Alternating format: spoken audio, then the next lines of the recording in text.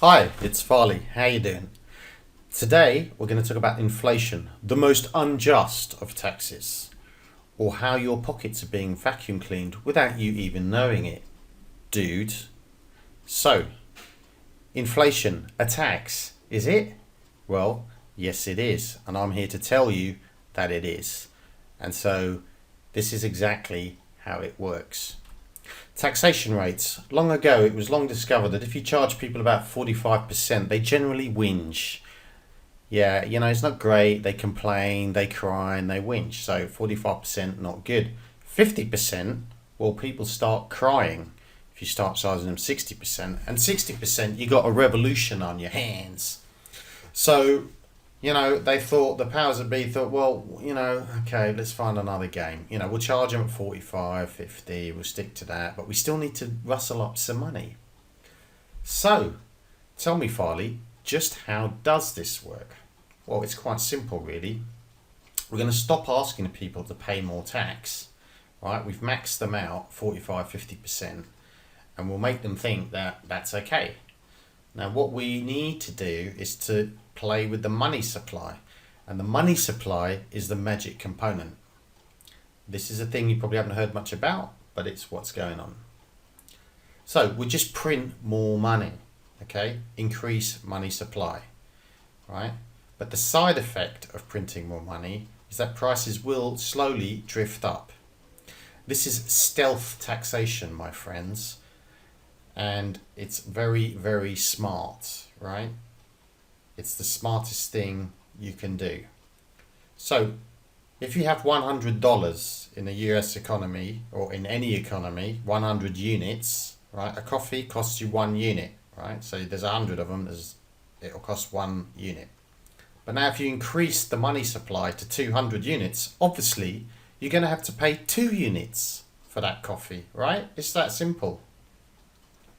So you and millions of others are left scratching your head and wondering, just how is it that these prices just keep going up and up and up? Well, if you let the government, this is why QE is so fundamental to everything that's going on. And most people watching the news going, oh God, QE yet again, don't understand what that is. Well, you should be very concerned and very interested and very focused.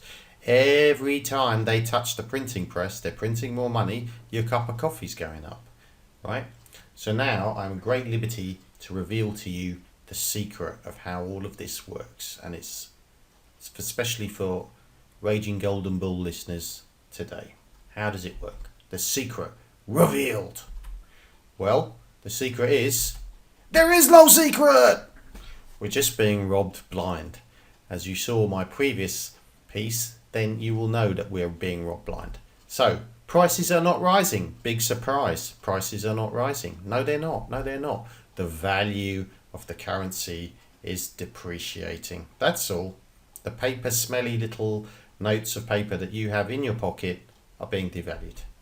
A cup of coffee has the same value as it always has. Not much surprise there. What's a cup of coffee worth? It's worth another cup of coffee. That's what it's worth. That's the value of it. Money supply, right? There is no secret. So the money supply is now 200 units. We need to pay 2 units to purchase the same value. That's all. So it's as simple as that. And what I find it's useful is to turn it around. That means look at the guy who's selling the stuff, right?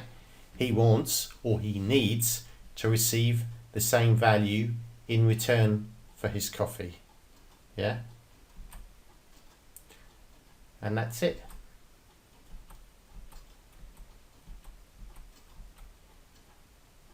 So in conclusion, currency, your cash, is being debased, right? No secret. Cash is not sound money. It is currency, but it is not money. You got to understand the difference between currency and money. Money is something that has value. Money is value. Value is value. A coffee is a value. A cup of coffee has value. Debasement is achieved through increasing the money supply. So if you increase the supply of money, you're not increasing the value of that pool of money. What you're doing is increasing the amount of money that's in circulation, the money supply. but there's no value being created. You haven't to create value. You have to do something. You have to build a house. You have to dig out a lake. You have to build a building. But that's value. But it's not. Money's not the same thing. So the next thing is that if money supply increases, so must the number of units of that money to pay for the stuff. So for example, coffee, tea, burgers, holidays, or cars. You need to do that. So don't play that game, right? Exit the system. And as I like to say, think, make a plan, and take action. So that's it. I just like to wrap it up. But you need to start thinking for yourself. I cannot stress this point enough. You need to re-examine the stuff that you think is normal or that you understand. And just think about that stuff, right? And schedule time for this, because if not, I mean, you don't want to get swept away with the rest of the people who are not even aware. You are now aware, so you can take action. And I do think thinking, making a plan, and taking action are really important. And I'd just like to leave you with this. Socrates said long ago that the unexamined life is not worth living. So with that, I think there's a deep and powerful message, and I suggest you act on his words. That's it from Farley B. So from Raging Golden Bull, have a good time. I'll catch you on the other side. And remember, don't go changing.